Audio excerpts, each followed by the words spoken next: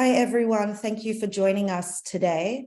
Before we get started, I would just like to acknowledge that I'm speaking to you today from Gadigal land, and I'd like to pay my respects to elders past, present, and future. My name is Minerva Ingwald. I'm Judith Nielsen Postdoctoral Fellow in Contemporary Art at the University of New South Wales, and I'm Seminars Officer for the Australian Society for Asian Humanities. Welcome to today's session in the Talks in Chinese Humanities series. This series is co-presented by the China Studies Centre and the Discipline of Chinese Studies at the University of Sydney, as well as the Australian Society for Asian Humanities and the Faculty of Art, Design and Architecture at New South Wales. I'm very pleased to introduce our speaker today, Dr. Junyi Cai, who is a sessional academic at the University of Sydney. Dr. Cai recently received her PhD in Gender and Cultural Studies from the University of Sydney. Her thesis considered how the dynamic between the party state, women, and society in China is shaped, consolidated, reconstituted, and reproduced through assorted hegemonic discursive practices. Dr. Cai's research interests include gender and politics, feminist political theory, and discourse analysis. She is currently working on transforming her thesis into a book on conceptualizing state feminism in China. So Dr. Cai will deliver her presentation, and then there'll be time at the end for questions. If throughout the presentation you have questions, you can put them in the Q&A box, and then we'll address them at the end. All right, so I'm now happy to hand over to Dr. Cai for her presentation. Thank you so much, Minerva, for the introduction, and also thank you, China Studies Center, for the invitation. So I'm going to share my screen now. Just give me a second.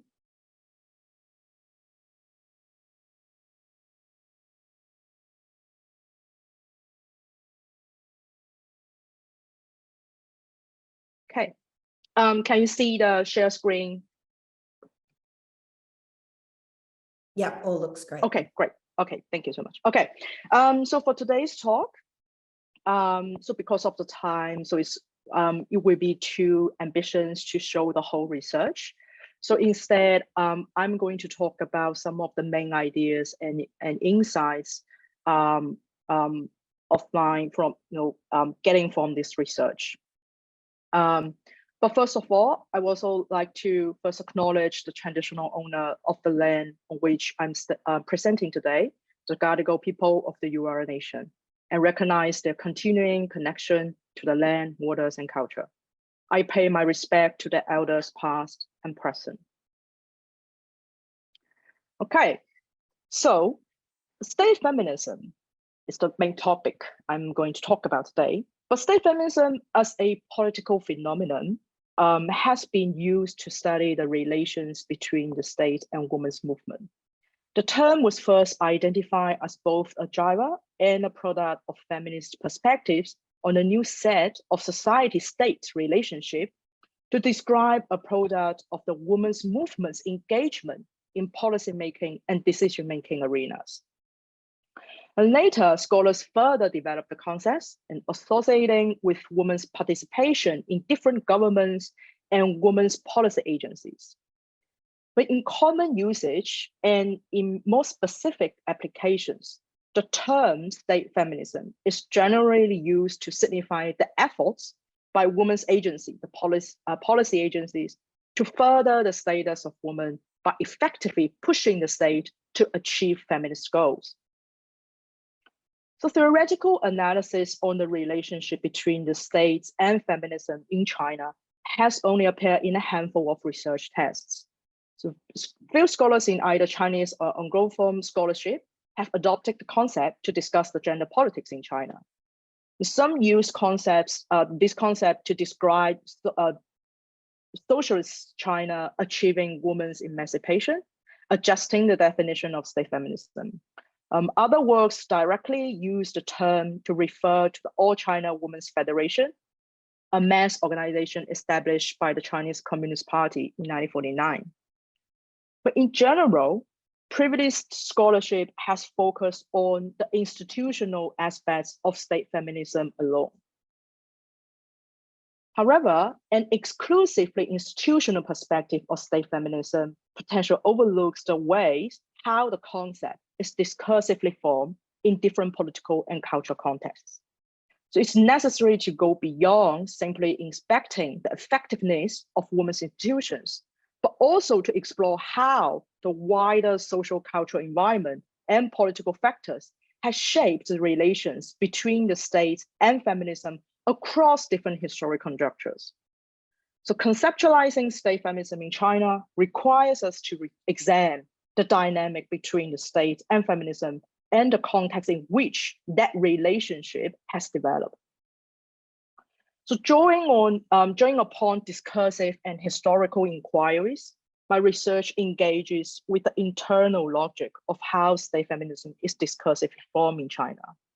What I'm proposing here is that state feminism as it operates in China is both institutional and discursive in influence and social efforts, and that discourses of women's emancipation had important functions in the exercise and theorizing about broader political power in China from the start of 20th century.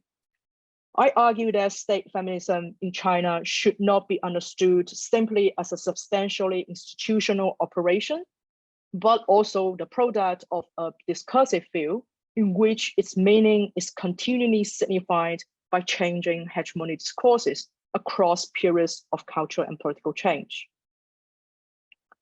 So such perspective draws on some aspects of Ernesto Laclau and ChantalMouffe's post-structuralist theory, especially their conceptualization of articulation, antagonism, and hegemony. So I will briefly talk about these ideas and then take their theory as a lens to indicate how we can understand state feminism as a contingent process of hegemonic articulation.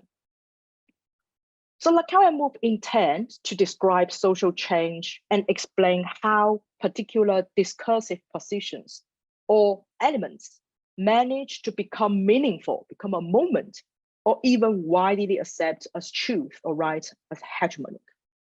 They define hegemony as, quote, a logic of articulations and contingencies, which has come to determine the very identity of the hegemonic subjects, end quote.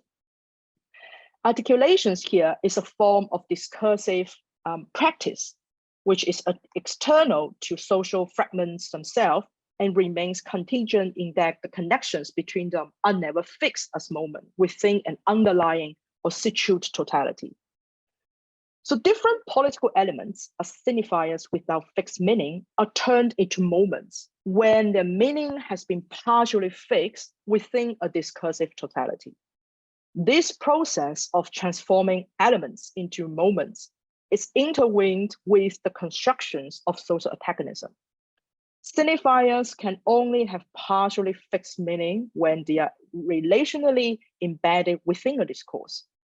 And the most privileged signifiers, drawing here, or what Jacques Lacan called node points, are the articulated hegemonies. Subject positions, as the constructing meaning of subject, are constituted through differential relationship with each other in different discourse. So there's no fixed meaning of any subject position. A given identity is never fixed because it's situated in a discourse, which is always incomplete.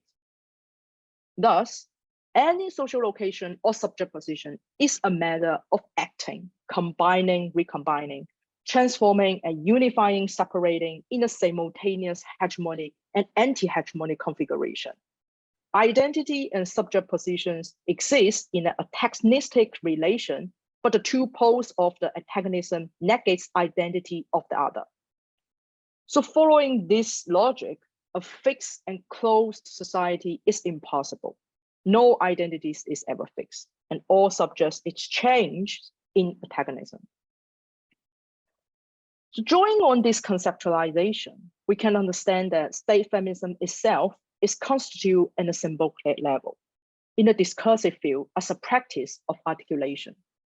Here, state is understood as an open arena in which various social agencies and subject positions are unevenly distributed or constituted through articulatory practices. Given that state feminism is manifest within the discursive field, the imagination of state feminism is only possible if the state is not viewed as a political entity, instead creating a space for the presence of discursive articulations. This concept of states differs from the concrete political system, which is a reflection of the most powerful interests, but not all social disputes. So within the open arena of the state, various social and political movements are accommodated by the logic of hegemonic articulations. Now, before I go any further, I just want to have a quick reminder or emphasize that the aim of doing a discourse analysis or discourse lens is not to determine the truth, rather to visualize and reconstruct which discursive struggles take place that constitute reality. So taking state feminism as a contingent process of hegemony articulation considers that different historical particularities have been assembled into the hegemony discourse of women's emancipation. In this respect, the changing construction of women in history reveals the contingent nature of women's emancipation. So in a Chinese context, antagonism has been used to account for the ideological strategy of the state, which maintains the stability of a hegemonic discursive space, then temporarily be strictly divided into two camps. Such construction tries to create what Laclau and ChantalMouffe call a total equivalence, which refers to a moment when a chain of equivalence that constitute a system of differences is resolved into opposing an external threat. Theoretically speaking, total equivalence would never be achievable because there would never be two stable, strictly divided camps due to the contingency of the social elements in the unfixability of the social. So the actual antagonistic frontier produced by any dominant ideological strategy is different based on historic context. Hence, whatever alternative social antagonisms there are within the society, they're suppressed by hegemonic intervention and subsumed into antagonistic frontier. So discourse should be seen as contingent, historical, and constructing in and through hegemonic struggles. And political actors compete to establish the dominant interpretation of ideology through the articulations of identity and of the significance of different subjects and objects. So therefore, identities are not given by nature, but established through conflicting and intersecting discourse that encourage individuals to accept proper or formal positions linked to broader and fragmented social contexts. So gender is therefore also constructed as a specific symbolic articulation, which is given meaning by a hegemonic articulation of identity. So equality for women can be understood as a floating signifier in this logic. So the meaning of equality for women has constantly been assigned by hegemonic articulation, particular to different contexts, including historic periods. So in the past political conjunctures in China, nationalism appeared as a hegemonic project despite narrations in what is signified. As a hegemonic discourse, nationalism established itself as the only valid understanding of the society, subsuming other specific issues. Throughout the historic period from the early new culture movement through the late May 4 era, and even to the socialist construction period, the meaning of women's rights was partially fixed by reference to the nodal point of nationalism. However, nationalism itself is also constituted through a hegemonic discourse related to the antagonistic frontier. So I will further discuss this historic period now. The new culture movement started between 1915 to 1925, center on critiques of traditional Chinese culture and promote new cultural norms, including vernacular, literatures, individual freedom, and women's liberation. It was a project of radical cultural transformation, rejecting Confucianism and embracing Western democracy and science. Reformist male intellectual of the new culture movement held strongly anti-Confucian position and promoted the liberation of 人格, refers to independence of individual character. However, this movement was considered purely a culture and ideological by the intelligentsia. Demands for the culture change and social change merged at this time, creating a chaotic intellectual context that enabled Chinese intellectuals, many of whom become the first generation of the CCP, to construct a particular gender discourse. Women's oppression was criticized not simply because women as human beings deserve equality, but also the oppression was seen as part of the cultural jags of Confucianism. The inequality of women was a subtopic of cultural advancement, a reflective cultural debate. Hence, a revolt against traditional culture thought was placed at the center of the nationalist discourse based on a comparison of Chinese traditional culture and Western democracy and science. Due to the intervention of this Nordic point nationalism, cultural advancement confirmed a precise and partially fixed signification to all other elements in this period. Equality for women acquired a specific meaning by being articulated through its relationship to this cultural movement. By quilting the floating signifier equality for women through nationalism, the exploitation of women was given its meaning as a sign of a corrupted culture. Women's oppression was placed in a relationship of equivalence to rotten traditional culture and morality, the feudal patriarchy family, unfair marriage, and other traditional social hierarchies. In this way, fighting for gender equality meant fighting against traditional culture. The new cultural movement intensified during May 4th era, and critiques of traditional culture were soon articulated as increasing demands for political change in Chinese intellectual debates. The May 4th movement as an event was a political demonstration in 1919, triggered by students' anger over the unfair treaty and the Paris Peace Conference after World War I. The May 4th era, which roughly covers the year 1917 to 1921, represents a period of so-called Chinese enlightenment in terms of both culture and political awareness. The patriotic May 4th movement, which marked a moment of more dramatic division between Western democracy and Chinese particularity in the political arena, re-articulated nationalism as the search for an alternative to the Western world. Chinese intellectuals began to see cultural change as an essential step in social transformation, but not sufficient for political change. So if the political motives of these intellectuals have been obscure before, the demands for cultural change now gain a political purpose that went beyond cultural transformation towards political revolution. Western democracy and modernity were challenging this discourse of national independence and regard as the antagonistic other. So a new hegemonic articulation was formed based on the new antagonistic frontier between China and Western imperialism. Along with the need for the strong regime alternative to Western democratic ideology, nationalism now meant Chinese peculiarity.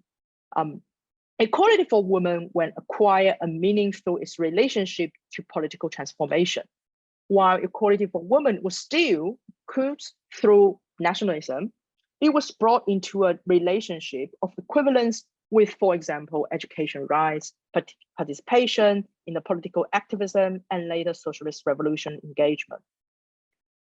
In a similar vein, in the debates over women's status in socialist China and after, was stressed that the gradual visibility of women's participation in public sphere indicated women's emancipation. Building a socialist state was perceived as an opportunity which privileged the role of the state in resolving gender inequality. The established antagonism has been used as an ideology construction that relies on the suppression of alternative social antagonism. So at the time, the two antagonistic camps were the general working class and the bourgeois. At different stages of the socialist revolution, the state strove to unite the oppressed around a movement led by the working class for the socialist transformation of society. Hence, whatever alternative social antagonism there are within Chinese society, they're suppressed by hegemonic intervention and subsumed into a antagonistic frontier.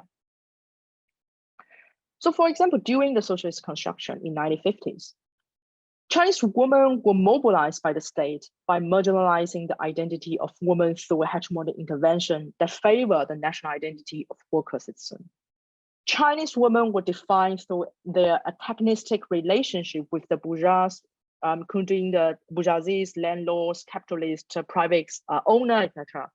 Even though their identity was simultaneously internal divided and involved in an alternative antagonistic relationship with men, women's subjective demands were extracted and utilized by the party state to mobilize its own discursive formation of antagonism.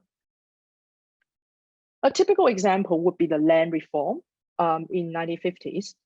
So during the land reform, women seen as an important force for the socialist revolution were mobilized by the state to participate in the land reform in terms of fighting against the landlords for the land ownership. So under the land redistribution of the reform law, men and women both were entitled to ownership of equal acreages of land. The state aimed to encourage women to fight against the landlord class by urging peasant women to share their bitterness about landlords' abuses in community gathering. This practice creates a discursive field which purposefully channels women's bitterness into the hatred of landlord. Women's hatred of landlord was reinforced through the process of sharing and accepting the similar and tragic experience with other women. So eventually, the collective identity of women was created in an antagonistic relationship between them and landlords. While all landlords at the time was men, women were oppressed not only by landlords, but also members, fathers, other within the patriarchal family in terms of forced marriage, domestic abuse, unequal status, etc. In this instance of antagonism, the hegemonic articulation of rural masses as peasants and landlords succeed at the expense of the articulation as men and women. State discourse acknowledged that women were oppressed by men, but framed such oppression as not caused by men, but by feudalism and capitalism. A comparable antagonism between women and the patriarchy was thus not foregrounded in China at the time due to its suppression by hegemonic intervention. Antagonism is only possible if the subordinate agent, in this case, woman, is capable of articulating a collective identity for a collective struggle.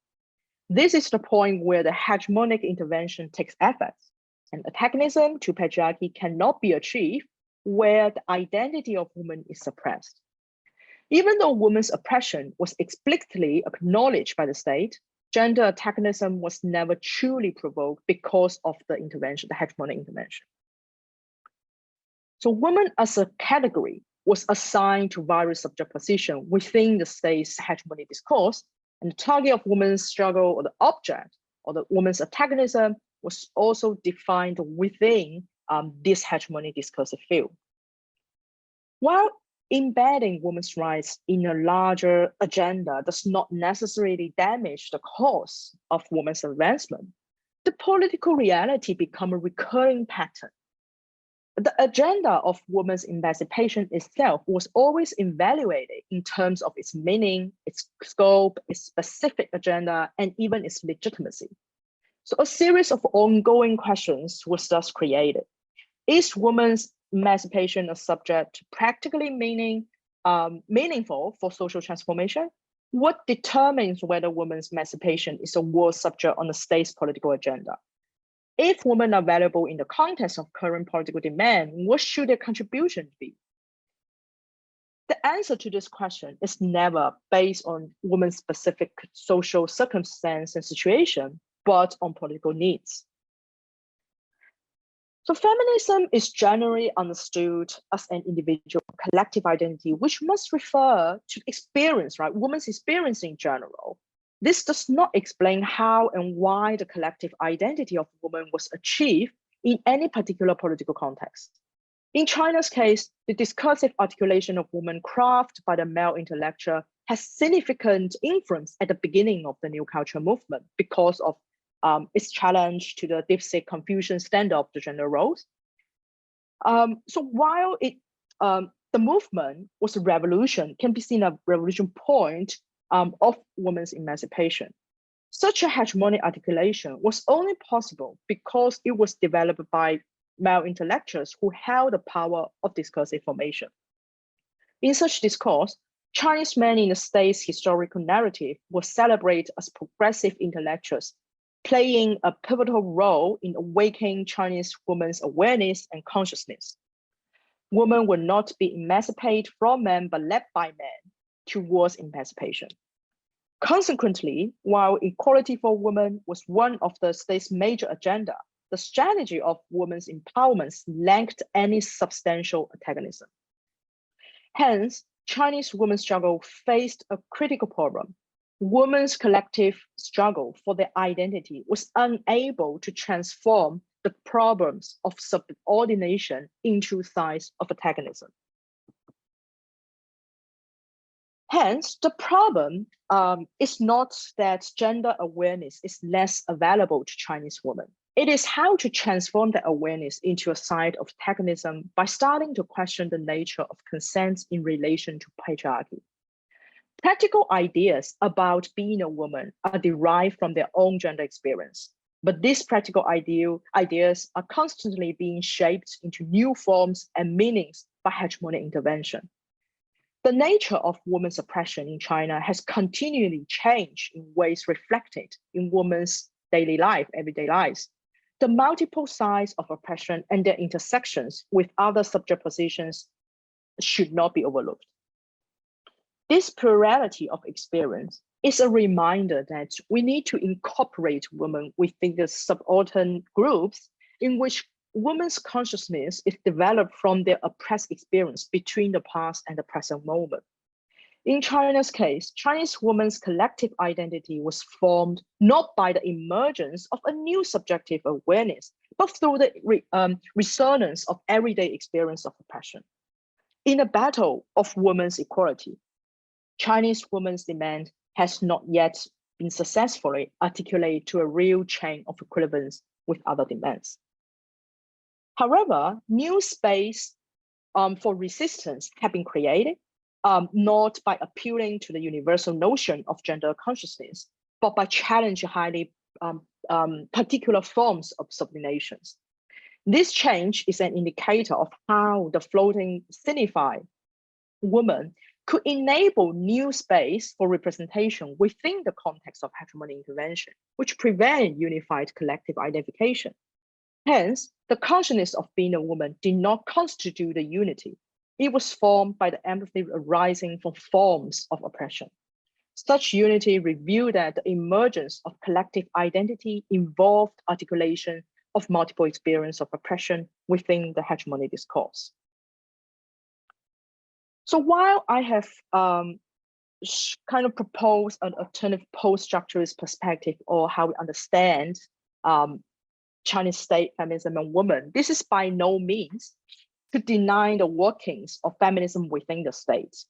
So it has been argued that feminism is always a form of negation, but we also need to acknowledge that the political location of feminism affects its antagonist nature. So the All Women's China Federation, Women's Federation, established by the CCP in 1948, has played an important role in pushing forward laws that advance women's causes, including equality. The Federation does not have any policymaking and legislative power, but it has the capacity to influence policymaking and legislative process. So in my research, I also trace back to the political and cultural context in which the Women's Federation was established, and then focus on its first women-related campaigns as a state feminist organization during Chinese socialist construction period. The 1915 marriage law, the land reform, the mobilization, women in socialist construction, and the two diligent policy respectively. So those are the campaigns. and also won present campaigns on anti-domestic violence. So considering the Women's Federation as feminism within the state, it is a symbol of the state's attempt at discursive closure, but it retains a feminist counter-hegemonic dimensions. Here is like a quite, I try to visualize some of the campaigns, both the historic campaigns and the present campaigns of Women's Federation. So kind of simplify here, but I'm not going to talk into, but generally I'm going to share some insights coming from these campaigns, coming from analyzing these campaigns. So if we look at the Women's Federation's efforts in drafting, for example, 1950 marriage law, and the provisions relate to women in the land reform, and also the anti-domestic violence law, it is quite clear that Women's Federation has managed to articulate women's interests with the state's changing hegemonic political discourse to realize women's advancement within the state. The Women's Federation must have the initiative to constantly lobby and negotiate with agents of the state for successful consensus. Even though such negotiations always involve compromise. So in the process of negotiating feminist outcomes, the Women's Federation becomes a counter-hegemony practice in the political arena, which seeks space for the women's representation and demonstrate a collective identity in struggling for feminist achievement. So from this graph, I'm showing the 1950 marriage law and the land reform, the land law, and anti-domestic violence law. So basically, under the column of feminist insight is the major individual, feminist individual within the Women's Federation or within the Women's Committee of the CCP, who participates in the policy making, in the drafting this law, these regulations. And then in terms of feminist practice, we can see that the strategy, the tactic Women's Federation was using to kind of negotiate women's representation, women's rights in within the broader political agenda. So, for example, the land reform. So one of the strategies is utilize the general trend and direction of the CCP's political agenda regarding land reform to negotiate for women's interests and women's advancement, right? And we can see the discourse here. The discourse is highly related or accommodated within the state's discourse, right? Just because the broader political agenda here is the land reform. So the way it frames, the Women's Federation negotiate or frames, the strategy used is articulated within the discourse. So, for example, the importance of promising equal land ownership to women in return for the support in the land reform, right? So it's kind of a part of strategy in advocating and lobbying. But precisely because of that, on the other hand, this also indicates that a feminist signification of women's issues has not been achieved in the Women's Federation's discursive construction. To make feminist outcome possible, we can see through these three example campaigns, the Women's Federation is forced to constantly disarticulate women's issues from the gender equality discourse itself, while such, but articulated with the broader hegemonic discourse. And why such tactics seem effective for some women-friendly policy, and potentially we result and end up with a quite feminist outcome, right? Like the establishment of Women's Federation policy. This kind of practice, discursive practice, it blocks the chance of a feminist resignification of any specific woman's interest.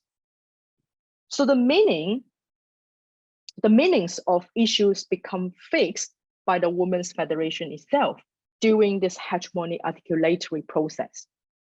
In this respect, no matter what specific issues is being raised in a feminist way by the Women's Federation, its role in the hegemonic articulation of women's concern in the party state's discursive closure means that there is an inevitable compromise of women's interest. When the Women's Federation makes a compromise, it loses its discursive power previously acquired as the state feminist actor to re-articulate women's issues in terms of women-centered discourse. So this discursive failure reveals the limited capacity of the Women's Federation to be a counter-hegemony force within the state. While it can be understood that women's emancipation as heterogeneous movement able to articulate its interests through various historical conjunctures so as to maintain the possibility of an alliance with the state. The consistent marginalization of women's demands reveals that feminist aim and goals cannot truly be achieved if the chain of equivalence between women's demands and other is never achieved. So turning to the relation between society and women, the Women's Federation itself becomes a hegemonic articulation of Chinese state feminism when it interacts with counter-hegemony in the forms of society, including popular organizations, communities, social groups, and feminist individuals, etc. So this counter-hegemonic force as a form of feminism outside of the state continues to struggle for the feminist signification of women-related matter to counter the hegemonic discourse constructing by the Women's Federation. So counter-hegemony involves clarifying the structural contradiction at the heart of the discontent, articulating ideological alternatives, and the diffusion of a new is which can unite disparate groups. So such counter-hegemonic forces may use feminist ideological mobilization as a central strategy to struggle for a new hegemonic articulation of women's interests. So inspired by Laclau and Mouffe, from a discursive lens, we can understand that society operates as a symbolic order in which the meaning of all subjects, objects, and actions depend on the orders of discourse which constitute their significance. We can see that Chinese feminist struggle was articulated around the hegemonic discourse, which constitute the subject position of women. The status of equality was based on the capacity of women compared to men, and the value of women was evaluated by the domestic positions. For example, wife, mother, daughter. Yet the meaning of these subject positions is constituted by hegemonic discourse insofar as woman itself remains an empty signifier. This does not imply any criticism of the unfixed identification of being a woman. On the contrary, precisely because the identification or subject position of woman is constituted through an unstable and contingent process of hegemony practice, different political strategies, include counter-hegemony forces, can attach different meaning and connotations to women's emancipations. Okay, so I guess that is what I think I want to share with all of you. But the insights I have suggested today, hopefully, could provide a lens or a way, help us to understand the demands placed on Chinese feminism to compete with ideological hegemonic articulations of women's interests inside of a discursive struggle. Thank you.